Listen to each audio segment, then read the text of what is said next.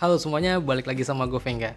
Oke, di video gue kali ini gue mau ngebahas tentang dua handphone merek Poco yang saling sikut menyikut nih. Banyak yang bingung nih, mending Poco X3 GT atau si Poco F3.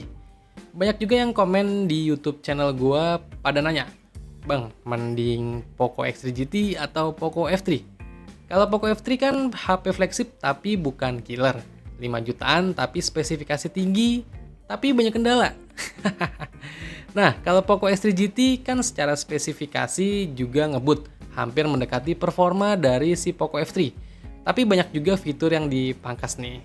Daripada kalian bingung, mending kalian beli aja iPhone 13 Pro Max. Enggak kok, itu udah harga handphone yang menurut gua nggak ngotak aja harganya buat sebuah ponsel aja. Jadi di sini gue mau ngelurusin kebingungan kalian nih, buat di tahun 2022 ini. Bagi kalian yang mau mencari handphone merek Poco yang terkenal ngebut, itu mending Poco X3 GT atau Poco F3 ya. Tapi sebelum lanjut ke pembahasannya, mari kita opening dulu.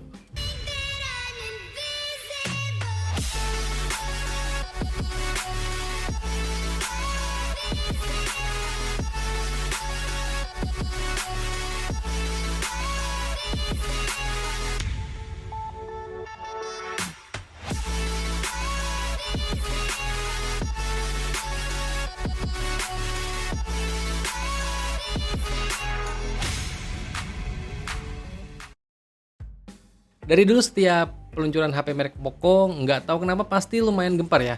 Brand yang satu ini tuh sukses banget di pasaran Indonesia dengan menjual HP dengan spesifikasi yang tinggi, tapi harganya terjangkau.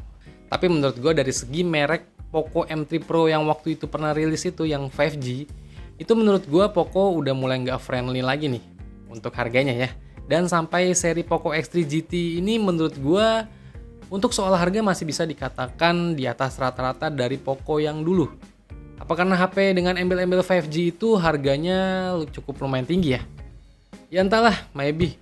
Kita sebagai penikmat konten harus pinter-pinter aja milih handphone di zaman now, biar nggak salah pilih. Kalau kalian pemakai HP itu untuk jangka waktu yang lama.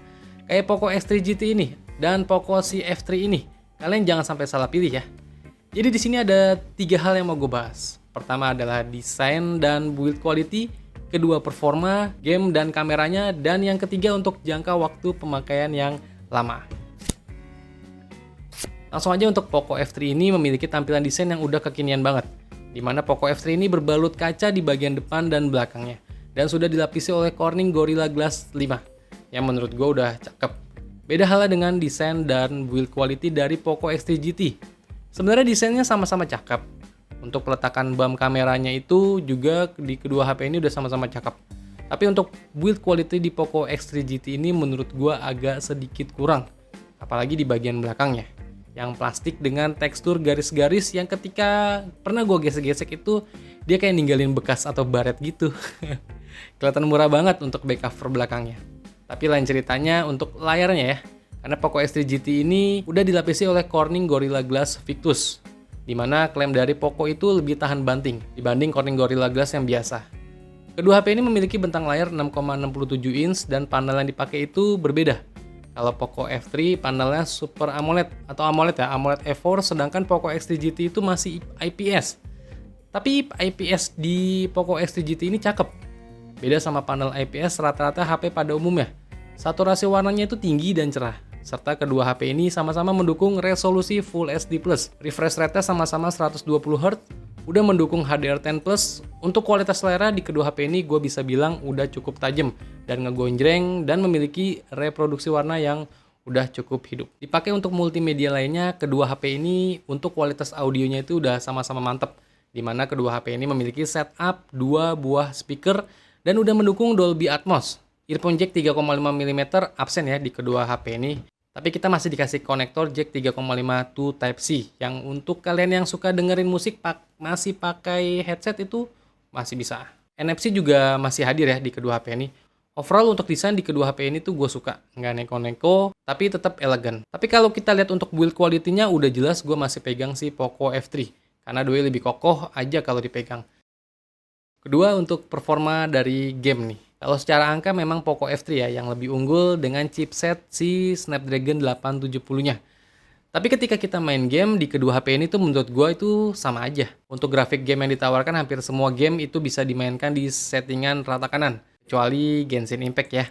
Ya dia lebih playable di grafik yang medium aja, tapi udah bisa 60 FPS kok. Main game di kedua HP ini enak. Layarnya berasa smooth dan sama-sama 120 Hz. Dua speaker Dolby Atmos berasa kenceng. Pokoknya aman lah main game di HP ini. Paling yang membedakan di panel layarnya aja. Gue bisa bilang panel layar di Poco F3 lebih sedikit di atas. Karena udah berpanel AMOLED, jadi lebih berasa nyaman aja. Tapi di balik layar AMOLED si Poco F3 ini menyimpan banyak cerita. Ya, kita tahu di layar AMOLED Poco F3 ini menyimpan banyak cerita ya. Dan kita juga tahu banyak kendalanya. Pasti kalian udah pada tahu ya, kayak semisal screen dimming, yang layar tiba-tiba ngeredup sendiri, green tint, black crash, dan masih banyak lagi. Dan itu semua nggak terjadi loh di Poco X3 GT. Mungkin karena panelnya masih IPS kali ya. Di Poco X3 GT itu semuanya aman. Itu makanya kalau untuk performa main game gue lebih pilih si Poco X3 GT. Karena kenyamanan sih. Sekali lagi yang menurut gue lebih penting ketimbang angka atau spesifikasi.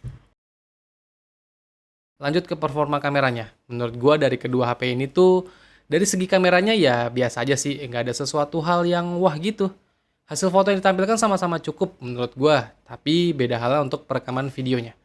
Dimana hasil untuk Poco F3 agak sedikit lebih baik ketimbang Poco X3 GT yang kelihatannya rekam video kamera depan itu warnanya agak pucat. Jadi kalau untuk sekedar vlog di Poco X3 GT menurut gua jangan. Karena hasilnya agak lumayan burik. Tapi kalau di Poco F3 ya boleh lah. Kalau kalian mau lihat, ini perbandingan dari perekaman video dari kedua HP ini.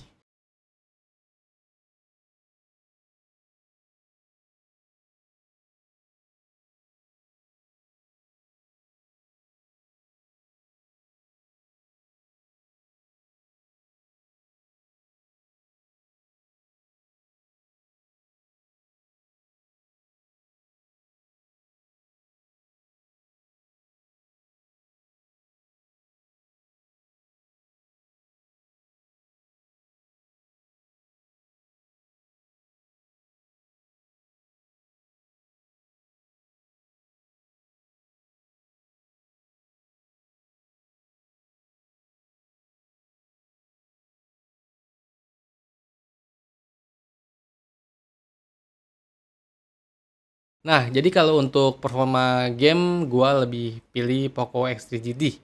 Dengan beberapa pertimbangan yang udah gue jelasin barusan, dan kalau untuk kamera sih gua tetap pilih si Poco F3. Untuk update harga sih kalian bisa cek aja ya di marketplace. Karena kalau untuk harga di kedua HP ini tuh nggak beda jauh. Ya nggak beda terlalu jauh banget sih, sama-sama masih di harga 4 jutaan. Oke, lanjut untuk jangka waktu pemakaian lama, menurut gua di kedua HP ini tuh sangat layak banget untuk kalian beli untuk jangka waktu lama. Karena 5G-nya itu di kedua HP ini yang udah support, dan belum lagi chipsetnya yang udah terlanjur ngebut. Mungkin gue lebih concern ke Poco F3 aja kali ya. Kalau kalian mau berniat mau beli, mending kalian pertimbangkan aja dulu. Karena masih banyak kendala yang terjadi di Poco F3 ini. Hampir semua user Poco F3 itu merasakannya, kayak semisal screen dimming lah, green tint lah, black crash lah, notif delay lah, dan yang lain lah, masih banyak lah. Tapi kalau kalian udah ngebet banget sama Poco F3, mending kalian cari Poco F3 yang keluaran batch 6 ke atas. Buat kalian yang mau tahu cara lihat batch itu ada di dusnya ya. Dusnya di bagian belakang itu ada keterangannya batch keluar dari handphone ini. Dan kalau gue harus disuruh pilih antara Poco X3 GT atau Poco F3, gue lebih pilih si Poco X3 GT. Karena HP ini sama-sama udah terlanjur ngebut. Dan yang jelas kenyamanan yang lebih utama dalam gue menggunakan HP. Dan Poco X3 GT itu udah cukup nyaman buat gue. Selain main game yang lancar, dan juga dia lumayan adem buat main game. Oke, sekian dulu video dari gue. Semoga bermanfaat buat kalian semua. Dan sampai ketemu di video gue berikutnya. Fengga pamit. Bye.